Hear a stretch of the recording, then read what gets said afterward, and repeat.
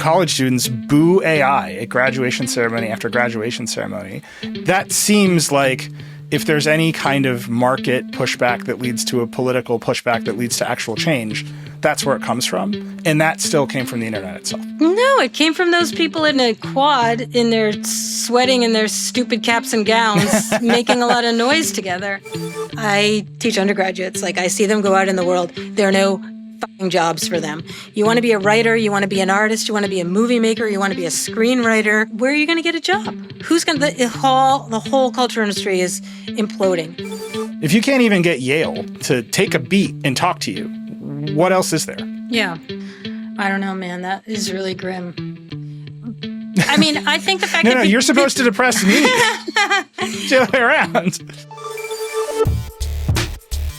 Hello and welcome to Decoder. I'm Nilay Patel, editor-in-chief of The Verge, and Decoder is my show about big ideas and other problems. Today I'm talking with Harvard professor and New Yorker staff writer Dr. Jill Lepore about her new book, The Rise and Fall of the Artificial State, which comes out on August 25th. Jill is one of the best writers there is at identifying institutional patterns in history, and Decoder is a show about systems. You build systems by measuring things, gathering information, quantifying it as data, and taking action on it.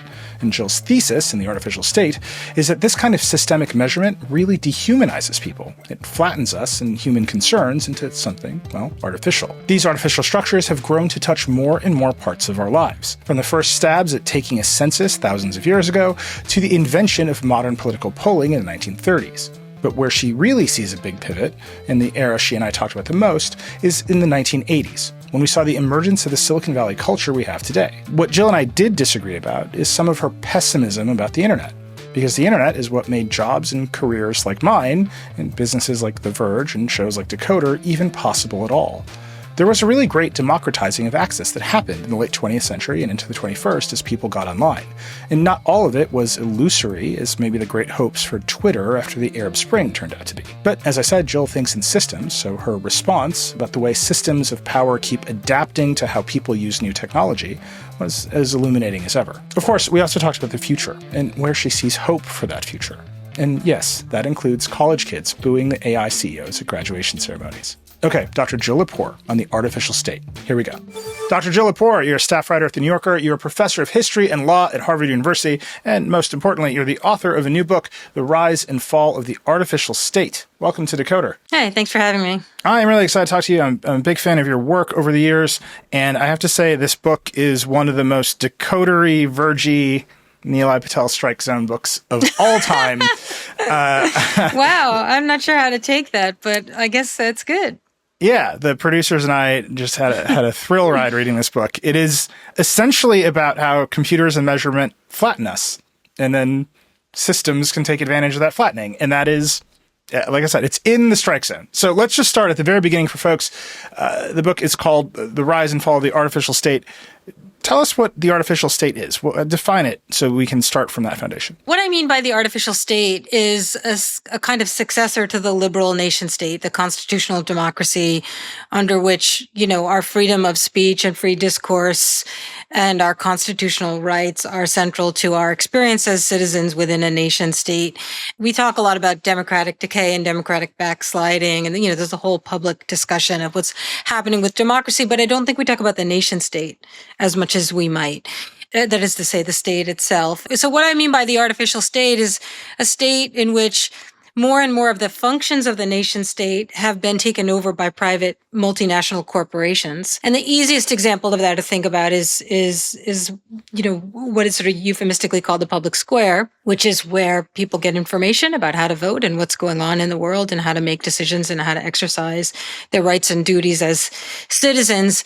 Our public discourse is really almost entirely privatized and owned by corporations who, as many, many people have demonstrated, it's not news to your listeners or to anyone, that public discourse, the priority is not the free expression of ideas and democratic deliberation. It is the monetization of attention and of outrage. And more than that, a fairly recent vintage is the fact that public platforms in which we exchange ideas as citizens and democracies are dominated by bots, right? All of them have been inverted for several years now, or different numbers of years, from X to Facebook to TikTok. There are far more bots than humans on those platforms. And those bots many of them are owned by corporations and have their own kind of financial interests, but they're owned by state actors and non-state actors and criminals and terrorists. And so I think what we're at risk of is losing the liberal constitutional democracy and having it become supplanted by what I describe as the artificial state. So one of the things that really struck me about this is at least America's conception of itself. The United States' conception of itself is this messy, multi-part democracy. The Senate loves to call itself the most deliberative body in the history of the world. And it's supposed to be a whole bunch of people that are ruled by the consent of the government, and we're all arguing. And your thesis is, yeah, that's what we say about ourselves. But actually, we've automated away and numerically quantified away a bunch of that. And we are now run maybe by bots on Twitter, or at least politicians are overwhelmed by bots on Twitter and they've outsourced their thinking, or there's consultants that are turning us all into polling data. Is that the trajectory we're on that ends the nation state? Is that the core of the idea? Yeah. And I think it has a long history, but the acceleration of these developments in the age of artificial intelligence is really considerable. So you could say, here, I'll give you two examples that kind of maybe stretch out across a century. So the 1930s, the invention of so-called scientific polling. George Gallup starts the American Institute of Public Opinion Research in 1935. What polling does gradually over the middle decades of the 20th century is replaces the kind of door-to-door precinct walking that campaigns would need to do, right? If I'm running for election in some neighborhood, I got to go talk to people, going to go to baseball games, you're going to, go to basketball games, going to go to the public library. But increasingly, it became less necessary for political campaigns to do that because they could subcontract out political polling, right? But you can find out what political opinion is in a neighborhood if you want to run a campaign by just by doing data mining and data analysis. So we might say, great, well, that makes politics so much more efficient, right? Like those campaigns can more efficiently use their money and they can get their message out to the right people. But if you think about each one of those conversations that people used to have, right? I'm a campaign volunteer and I'm going to go and I'm going to sit in on some PTA meeting, or I'm going to go to a basketball game in some neighborhood and talk to the parents who are there. All those conversations are kind of the civic glue that kind of holds a civil society together. And so replacing those, just kind of chatting by the side, under a street lamp about, what do you think about this guy?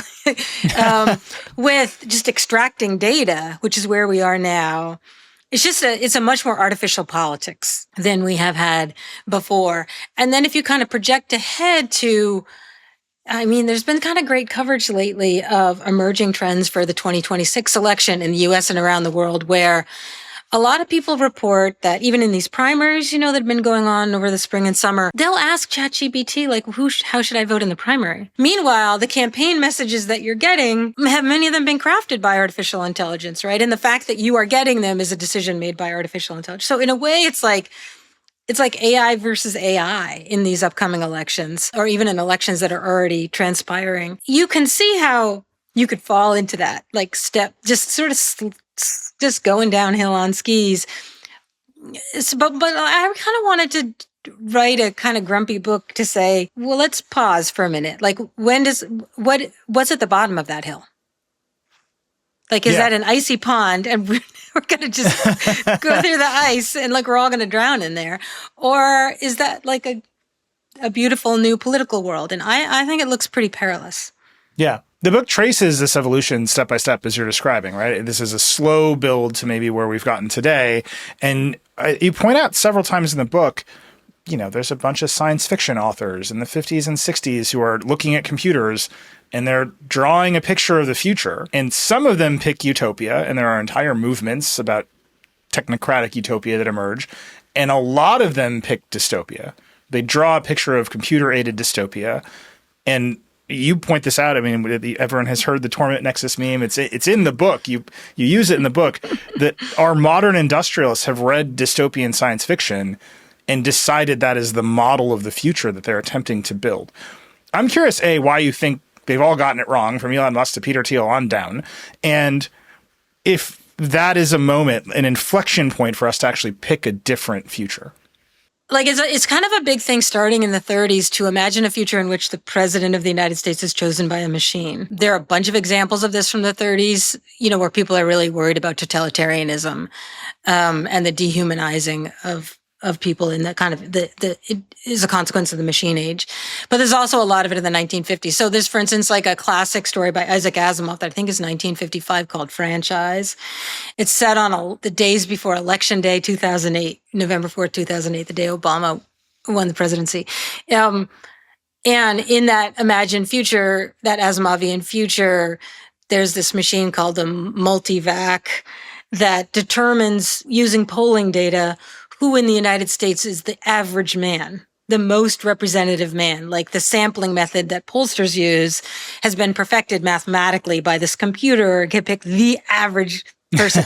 And that's the only person who votes. And then that guy has to go into hiding, because if people don't like who was elected or the presidency goes badly, like his life is destroyed. So there's a lot of this stuff in science fiction, but who maybe last year, Sam Altman was, I think, on Joe Rogan, and he started talking about how great it would be if AI chose the president of the United States. Like, and he wasn't, yes, he was like fucking around, but he was also serious, right? Like, wouldn't that be great? Because it's so efficient and we don't have to bother, and it spares us the labor. And that general premise that, like, why would we bother to do something that a machine can do for us without the realization that I think the rest of us would have, like, but there's some things we want to do, including like meaningful work, right? Including write and make art and do things for ourselves. I know, these are very smart people, but they're not humanists. And they seem to have, Thiel would say he is, right? That he's a philosopher, a political philosopher. I'm not so convinced of that. Like, I think that the capacity for humanistic inquiry and humanistic reading and humanistic reasoning is not something you see in great evidence in that culture. And I think it's been really kind of bred out in a way of the culture of Silicon Valley, that even if you look back to the 90s and the culture of, the celebration of the serial entrepreneur as the new man of progress, that particular kind of cultural formulation was all about the disavowal of the past, right? It doesn't matter what came before. You want to start a ride service, you don't study taxis or figure out where the livery service came from. You don't look at traffic patterns. You don't study anything in the past. You just start new. You just imagine it all new, and you destroy what came before. Such a rejection of the knowledge and wisdom of earlier human beings. Like, the posture of the humanist is one of kind of humility. Like, isn't it magisterial and majestic how, Homer wrote the Odyssey so long ago and it's still so powerful? And the kind of timelessness of literature and the arts, the infinite beauty of humanity's capacity for making things. It's just not the ethos, right? Like, it's like, no, we'll do it better. It doesn't matter what anybody did before. We're innovating, we're disrupting. It's like the culture is just so fetishized on the future, that it doesn't have that, like, let's listen to what other people who came before might have known. That's still wisdom. And that makes for a very poor reading of literature, right? Like, we could have a great argument about what Isaac Asimov meant by that story. Like, it's not like a determinate. I'm not the authority on Isaac Asimov, but like, I'm not going to ask Sam Altman what a short story means, right? Well, he would just ask ChatGPT. That's right. Hi, everyone. This segment of Decoder Sessions features Helen Havlik, the publisher of The Verge, and Christy Argilon, Uber's global head of advertising. I think you're going to enjoy this conversation. Christy, just to start, when did Uber launch advertising and how is it going? It's been a really interesting journey for Uber. Most people came to know Uber as the alternative to a ride-hailing service, but the other side of the platform is Uber Eats. And the Uber Eats side was where we first got into advertising with simple sponsored listings so that any restaurant on our platform could actually run ads. We started to realize we have this platform that is full of people going places and getting things. And there's no better way to show brand relevancy than to insert your brand into decision-making in the moment that it's happening and to help facilitate and provide offers, information, services at the moment people are making decisions. What makes Uber advertising unique as a product? Well, one of the things that we keep seeing in our research with consumers is that there is this enormous trend to use digital as quickly as possible to make decisions so that they can get back into the physical world. And we see that over and over again on the Uber platform. People are looking to quickly find a ride to get to a bar where they can meet friends and watch their favorite football team together. And so this pivot from the digital world enhancing what people really want to do in the physical world is a role that Uber plays that's incredibly powerful.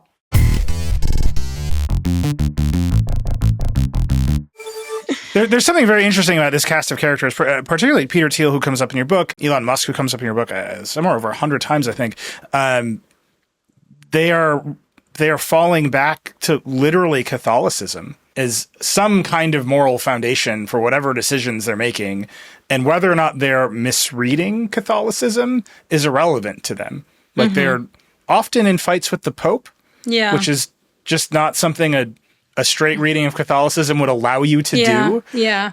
There's a fetishization of, there's an entire culture of thinking. I won't call it a philosophy because I don't think it's quite that developed, but a culture of thinking around first principles, right? We're going to do first principles thinking, and that will lead us to some disruptive outcome. And it often, to me at least, feels like where that first principle begins is a choice about what to ignore from the past. And I see that kind of over again in your book, in the culture that we live in at large, that's deciding what to set aside is the big decision, right? And that's an assumption that is often not questioned as we go step by step towards a more quantified society, step by step towards a more automated society, that there's something messy about democracy that is very, very important. And the decision we're making now is to actually set that mess aside in the name of, I don't know, efficiency, potentially happiness. I'm curious if you see that kind of setting aside is happening by accident or on purpose. I mean, I think of these guys as really instrumental. They're not pursuing knowledge for its own sake. They are deeply interested in exploration, and I think in wonder. And I think like one of the things I really love about this moment is the fascination with space and, space exploration. I think is tremendously exciting. Harnessed to militarization in certain commercial projects is like, wow, we went from Star Trek to Star Wars really fast. Like the sense that what you might want to know about the world can be just because it's worth knowing rather than that you can use it to extract money from other people.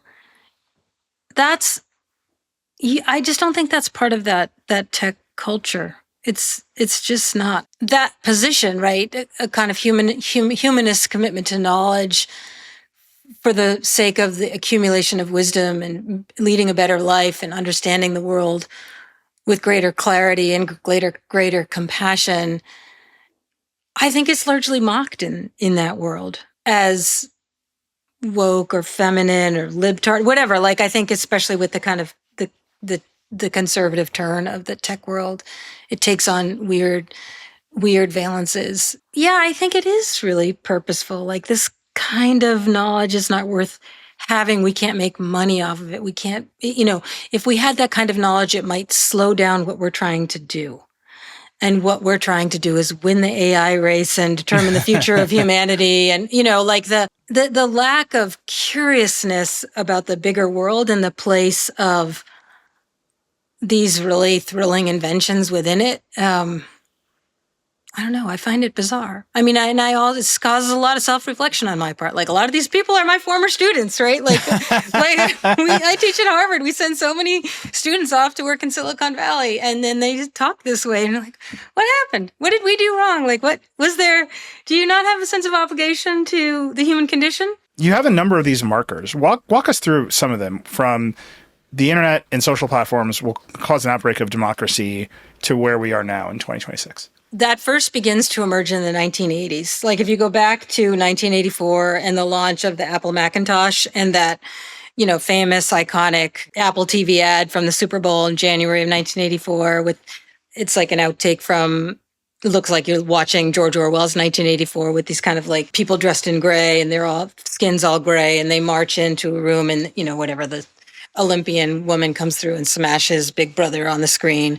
And the tagline of the ad is 1984 will not be like 1984. The promise that was attempting to illustrate was that the personal computer would be revolutionary. As I'm sure you've talked about in your show and, and your audience really understands that the celebration of the personal computer as emancipating came out of the counterculture.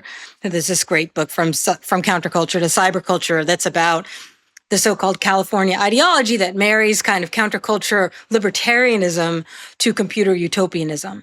And you see that realized in 1984 with the launch of the Macintosh, like, oh, well, we're going to defeat totalitarianism in the form of like the giant mainframe IBM that's run by, that's associated with two things at the time: big businesses, which are the only places that can afford these giant IBM mainframes that are running payroll systems and stuff for big corporations, and the Republican Party, which actually has a ton of IBM mainframes, and the Democrats have basically no computers. It's a huge problem for the Democrats in the 1970s and 1980s.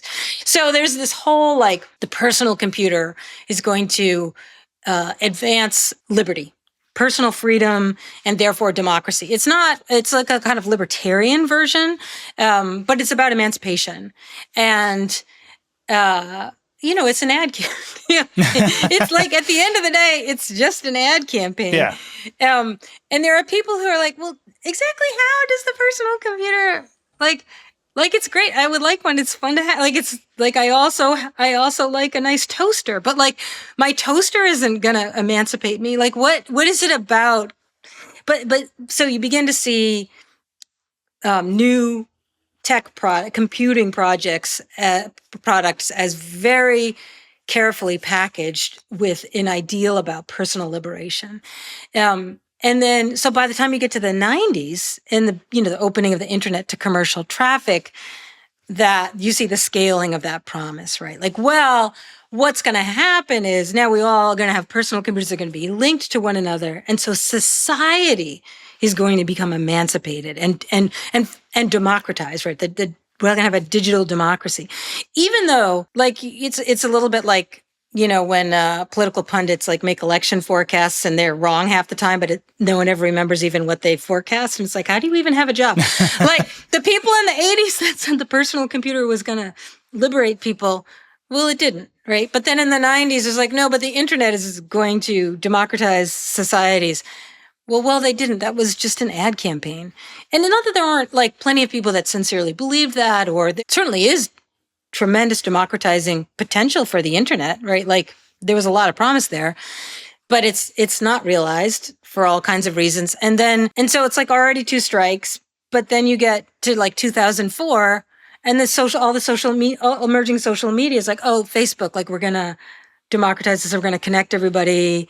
We're going to have a fully, everyone will be able to be close to one another. And then that also doesn't happen. And then what we need is democratic AI. And that doesn't mean we have a say in democracy, we as like a polity have a say. It just means that like democratic countries should lift all restrictions and regulations on so that democracies can have AI before authority. Like it's just it's an old story. Can I push back on this a little bit? Because I personally struggle with that ad campaign, but the reality of it. There's not a world previous to the internet where a guy like me who grew up in Wisconsin with no connections to the media ends up interviewing you, a Harvard professor. Like the internet needed to arrive, publishing needed to be democratized. For whatever reason, AOL needed to pay a bunch of bloggers $12 a blog post and then somehow decide that I should be one of those people. Like a lot of things had to happen where gatekeepers did fall away. And people like me were allowed to go find their audience. And I see it every single day now with young people who style themselves as creators or YouTubers, that they know that they can go just start a business and go reach people on these platforms in some way. The flip side of that is I do think a bunch of gatekeepers, the men who own these platforms, largely men, realize they could turn the knobs, right? That Elon Musk could buy X, and he could take X from a platform where, when it was known as Twitter, lots and lots of activists could find each other and shape public opinion. And now X is whatever X is, and mostly like racists find me, right? Like that's my experience of that platform whenever I participate. Mark Zuckerberg, he started a Supreme Court for Facebook moderation because he wanted to recapitulate the machinations of democracy for people who had been banned for being crazy in their local Facebook groups. Maybe that worked and maybe it didn't. My friend Casey Newton's going to have something to write about in Platformer for the rest of his life as that experiment continues. But Zuckerberg was like, this is kind of dumb. I'm turning it off. We're doing community notes here. No more moderation.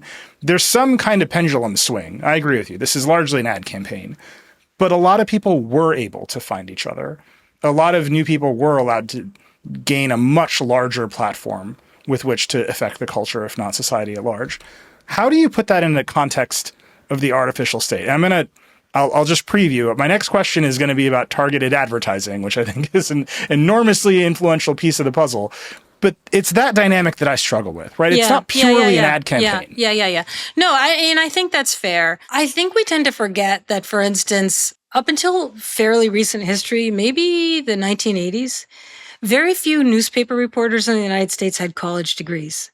They were people, mostly men, but there are a lot of women beat reporters and women editorial writers who started out like delivering newspapers, working at the press, working the printing presses at newspapers, climbed their way up. I mean, there's a reason Jimmy Olsen is in the newsroom with Clark Kent in the 1930s comic books. Like these are just, they're like street kids and they know the streets and they start reporting.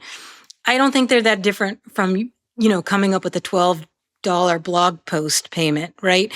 That what happens in every industry, unsurprisingly, right? Like there's a new medium emerges, the daily paper or the twice daily paper, right? It creates all kinds of opportunities for new, like the interview is invented, eyewitness reporting is invented, the byline is invented. Like the history of the newspaper is kind of all about like an explosion of new kinds of doors that different people can walk through to report on the world to other people. And then more people can learn about the world because these newspapers are different. Like there's an explosion in the democratization of any new technology of communication when it starts. Like by definition, right?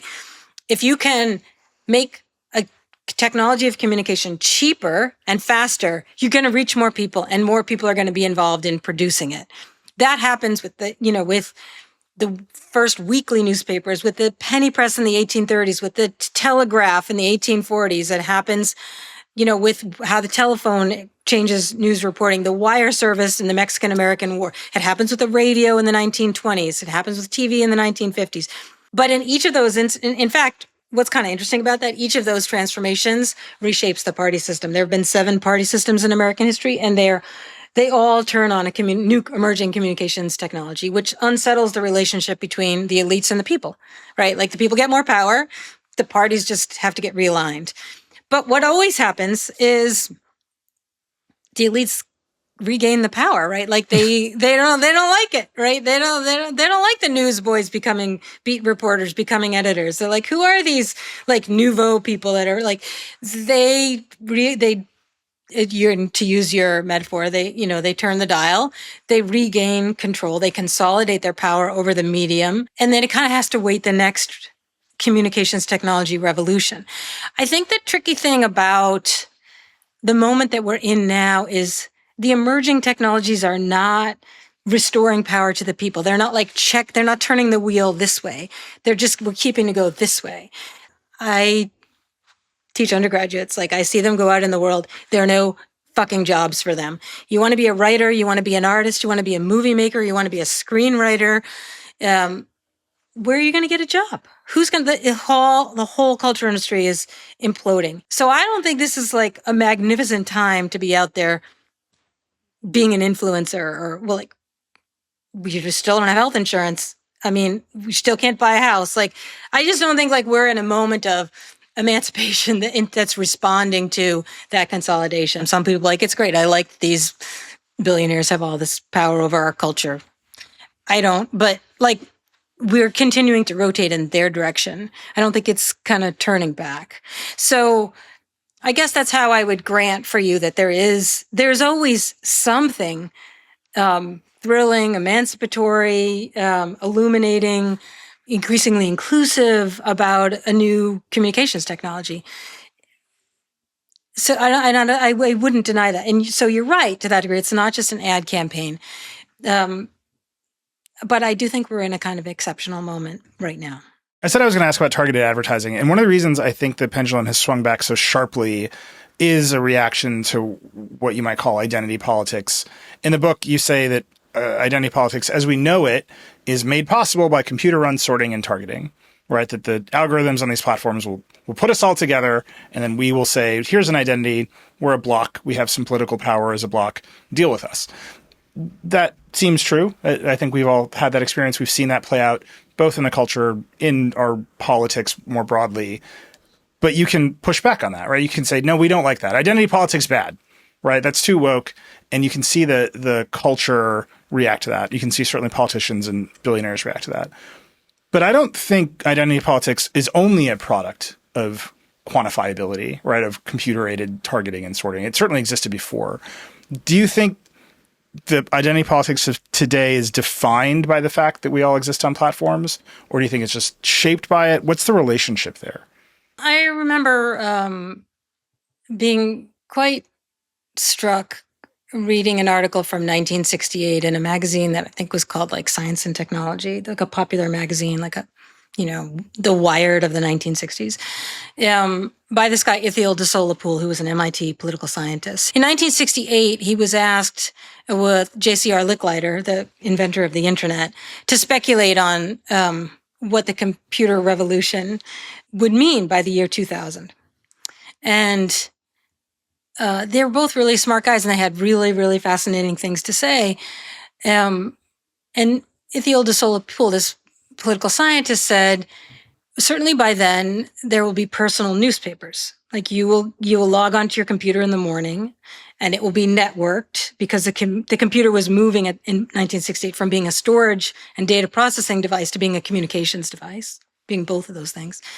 And Poole said, there really won't be able to be party politics if you have your own newspaper, because a political party is the organization of political dissent, of shared political priorities. And, I don't think we'll even have interest group politics, like the Black Congressional Caucus is an interest group, right? Or Corn Farmers Association is an interest group. He's like, I don't think we'll even have that. We really only be able to have kind of personal politics.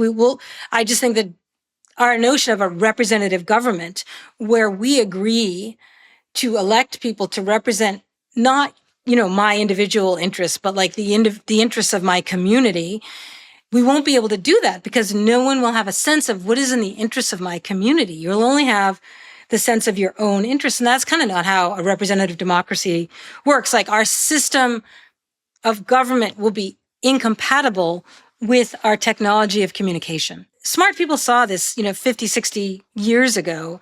And I think smart people see it now happening all the time. And it's something that is complicated for political campaigns to work with. And of course, the only way they can work with it is to use the best tools that are available to them to win elections. Like you read interviews now with campaign consultants who are like, I really do not want to use these tools. I really do not want to do micro-targeted messaging, voter by voter, with deepfake AI ads to convince people to vote for my candidate. I really believe in my candidate, but I don't want to use these tools.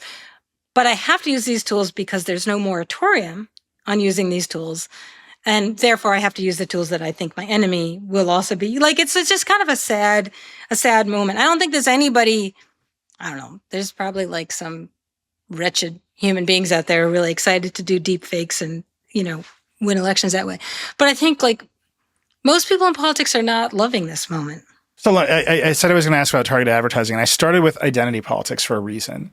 If I look at how money on the internet is made broadly today, it is targeted advertising. And I just thinking about your line about identity politics. Now it's made possible by computer-run sorting and targeting. Computer-run sorting and targeting is advertising. That is the modern advertising industry at scale. We will find you, the person who is most susceptible to whatever advertising message we have. We might know so much about you that we can target that message even more tightly to you in an automated way, and we will deliver it to you.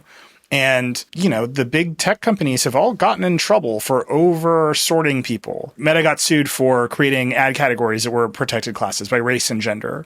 Other platforms have gotten in trouble for not delivering housing advertisements to certain groups that were supposed to receive them or otherwise be discriminated against. You see this play out over and over again, that there's all kinds of sorting we're not supposed to do, that we've actually made illegal. And the algorithms don't know this. The platforms maybe want to ignore it. And their entire model is delivering the right message to you at the right time so that you might buy something. Whether that is a phone mattress that you'll pay for as a direct-to-consumer, or whether it's a political candidate. That's the business we're in. I'm wondering how you see that connecting to the artificial state, right? We're going to measure everybody, quantify everybody, we'll do capitalism at scale, and now we're going to subsume our politics into it. Because you're saying that the politicians themselves understand maybe they shouldn't do that. It's helpful to remember that that's not an invention of, the internet or the personal computer era, or certainly not of the artificial intelligence era. This is a great book by my colleague Liz Cohen, Consumer's Republic, that argues that the kind of consumer replaced the citizen as the individual entity of consequence in the United States, in the 1950s, in the post-war era, with the, peacetime conversion of wartime factories so that, really consumption was what was going to save the country and advance the country's interests. And American growth and American strength was associated with consumerism. And that my lifetime, that's been the way that we live. That's not what that country was founded. And that's also not inevitable, right? But the system that you're describing of the targeted advertising, which is really effectively what the internet currently is, I actually don't think that's going to last. But what it currently is, we're not acting online primarily as citizens. Certainly, I don't feel that I am. I'm chiefly acting online as a consumer, right?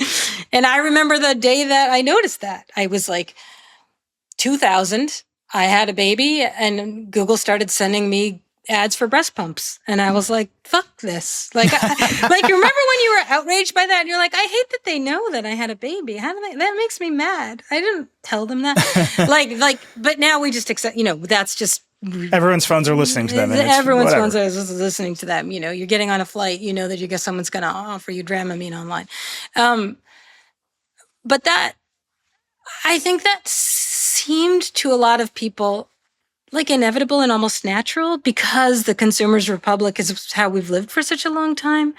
But, I'm not trying to offer up a Luddite or nostalgic reading here, but when you walk down a city street, there's City Hall and there's the post office, and this is going to make me sound like I'm 112. There's the J.C. Penney and the Walgreens. They're different places. It's now just the one place where the information that City Hall might have about you, or the information you might wish to share at City Hall, your house has been reappraised and you want to question that, or you've got a parking ticket and you want to appeal it. Those were in one place. And then if you're going to go buy ibuprofen or socks, new socks, that was a different place. It's now all corporatized and privatized. But again, the privatization of the public square is a transformation that is a long time coming. I think that I'd be very curious to hear what you think about this, but the people that I read increasingly say the internet is really just going to be for bots in fairly short order, and the humans aren't really going to be on it. It's just going to be agentic AI doing your stuff. It's really just going to be machines talking to machines, which is in a way what people thought it was going to be to begin with. I think that actually offers some prospect for restoring, in the real world, a distinctive place for how we engage with one another as families and communities and governments. But where we are now, if this continues, I kind of don't see how democracy endures the corporatization of all political all public discourse. Yeah. We have had many, many, many tech CEOs on the show, and we have asked them very directly, what happens when no one uses your app anymore? When it's just the bots and the agents doing my bidding, and all of your business model has to fall away, and you are just a provider of Toyota Camrys. We literally have asked the CEO this question. Yeah. What do they say? It breaks down in two ways. Anybody who offers a physical service is like, yeah, it was really hard to build this business. Like, you go ahead and try to disrupt me with your bots. Like, you won't. The CEO of ZocDoc, the CEO of Uber, the CEO of TaskRabbit, they're all like, yeah, go ahead and try. Like, try to find an army of people to come hang up your TV on demand. Like, that's our database. That's our labor supply. And we will not be disrupted because you can't replace us. Anybody who runs a virtual business or something that's more software, freaking out. Amazon, basically freaking out. Like, they're a front end to a bunch of drop shippers, right? They can be replaced. They're the ones suing Perplexity. And Perplexity is saying our software is the new labor and you're discriminating against our labor, which I'm still trying to puzzle that out. Like, do I believe that the agentic AI is equivalent to my labor? Should it have the same rights as me? That is an open question that I think the internet is not quite ready for, but it seems like the bleeding edge of what does it actually mean to even have an internet? Right? If I can deploy bots out onto the internet on my behalf, should they have the same rights as I do? Or do you actually need me and all the friction that I come with in order to build a business model? And do you have a right to that business model? I'm wondering if you know the answer, because that'd be great for me. I could just skip to the end. Yeah, I totally don't know the answer. I really don't. Yeah, no. And I am just really fascinated by, every time I look at the height of the tidal wave of the coming techlash, like it's higher and higher. Like, I just think that kind of, I don't see that manifesting itself in an effective way, but I just think we're in for really bumpy times. Yeah. The other piece of it that is just, it strikes me is all of that, the internet will go away. It's wishful thinking on a part of the companies. They want this internet to go away. The economics of this internet are really well known to them. There are a bunch of gatekeepers that just extract fees at every turn of this internet. Most famously, there's Apple. I think Elon Musk and Mark Zuckerberg and a whole bunch of other people would like to have business models that are not restricted by the iOS App Store and Apple's 30% fees and however they feel about privacy, and saying we can build a new internet that's all bots gets you away from the iPhone, gets you away from this device where Apple gets to decide what the internet is for people in like big and meaningful ways. But I think people like Instagram, and I don't think they're going to give up their phones, right? Like, and that keeps you in a world where there's at least something happening, where you're looking for other people in some way. And that, to me, is maybe the heart of the solution. I'll connect it to the fact that you're a college professor. You're in the height of the techlash, as you just said. I'm watching college students boo AI at graduation ceremony after graduation ceremony and talk about it on the social platforms in big and meaningful ways. That seems like if there's any kind of market pushback that leads to a political pushback that leads to actual change, that's where it comes from. And that still came from the internet itself. No, it came from those people in a quad in their sweating in their stupid caps and gowns, making a lot of noise together. It came from an actual group of humans in physical space together. I don't know, but I would say I wouldn't look to college administrations to be of any help because they're all just like, oh, we made a deal with OpenAI. Here's your free, not so free. You have to use this tool now. Or public schools. Like institutions, not just individuals, have to have positions of moral integrity in this moment. And I don't see a ton of evidence of that. You see it maybe in the publishing industry. It's very self-interested, but I think you see it in some state governments and some local governments, but I don't think you see it in, big law firms, big universities. I gave these lectures at Yale last year that are the basis for this book on the artificial state, and I had a lot of group meetings with Yale students. And I had been told by a colleague that the very first meeting of the AI task force, which the faculty thought was going to be about what should our pedagogical position be about like, we're going to use this task force to deliberate on what's the proper time and place for using these incredibly powerful tools. And then what are places that are maybe not good places? And he was like, well, the first meeting of the task force was, how can we brand AI at Yale so that it's really sexy and people are excited about it? Like, are we going to call it AI? Like what's there? Like, what's the branding strategy here? And the faculty are like, what are you actually talking about? Like, you brought us here to have a branding conversation? So at this lecture, so I'm in a lecture hall with this wonderful group of students. And so I said, like, what about, let's just do let's just have a good discussion now. Like, what about just having there be like a 2-week moratorium starting tomorrow? The president of the university could announce it tonight that for 2 weeks, like every class on campus is going to be a discussion section involving staff and faculty and students of like, what should our community policy be about using this tool this year? And the students were, they were like stamping. They're like, let's do that. Like, why can't we do that? Why can't we have a discussion about, and the staff and the faculty were like, why are we not doing that? And you're like, why are we not doing that? That's sort of my, that's why the students are mad. They're paying all this money, taking on all this debt, working their asses off to be replaced by machines and have no capacity, not be granted no fulfillment of the role of student, scholar, citizen, member of a community in what that means and should mean. It's such a mismatch of like, the Silicon Valley rhetoric of the future of humanity, this is bigger than the wheel or the invention of fire, with like, but we don't give a shit what you think or want. Like, that's what people are, that's what kind of gives me hope, that restlessness around that. But there was like a resounding applause around this idea, and you will notice this is not what Yale did. Yale instead branded its relationship with OpenAI, and now it's like a corporate agreement. Let me connect that sense, that lack of agency that you're describing, to what we see in our politics writ large. I think a lot of people are going to their local town community planning meetings, and the data center is being proposed, and they're saying no, and then it's happening anyway, right? Like we see this playing out. Like, democratic politics, little d democratic politics, is failing people in just obvious ways.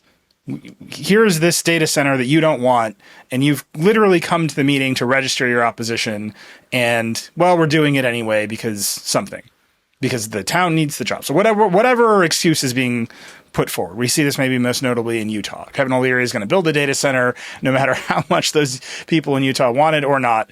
And maybe the elected officials will get thrown out because they said yes, and that will be the mechanism of change there. But actually the representatives are not doing what the people want. The people feel this lack of agency. Your entire book is about the decaying of the liberal nation state. I could point to that very tiny thing. People don't feel agency about data centers and say, well, that's the tip of the spear. That's what's going to break it wide open. If you don't believe in your local government and you haven't believed in your national or state government for a long time, what's left? Is that recoverable? Like, the thing that I'm worried about the most is like, maybe that's not recoverable. If you can't even keep the data center from showing up in your backyard, what else is there to believe in? If you can't even get Yale to take a beat and talk to you, what else is there? Yeah.